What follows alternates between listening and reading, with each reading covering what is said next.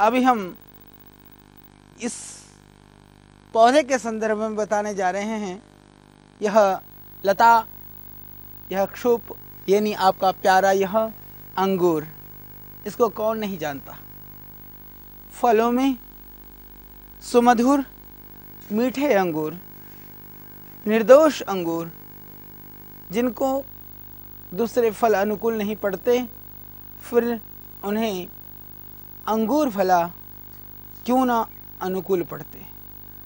तो सबके लिए गुणकारी, अनुकूल, लाभकारी यह फल है अंगूर। श्वास और कास में यदि तुलसी का पत्ता, काली मिर्च, सौंठ, लौंग, 4-6 मुनक्का को डाल दें और उबाल करके पिएं तो आप देखेंगे इससे मुक्ति होगी। श्वास और कास से बहुत जल्दी आपको उससे इसमें लाभ होगा। और खांसी और कफ के काढ़े में मुनक्का मिला देने से उससे उसकी शक्ति बढ़ जाएगी, बीमारी से होने वाली कमजोरी भी दूर हो जाएगी, क्योंकि यह गुणवाह है, गुणवर्धक है, बहुत ही अच्छी औषधि है यह मुनक्का।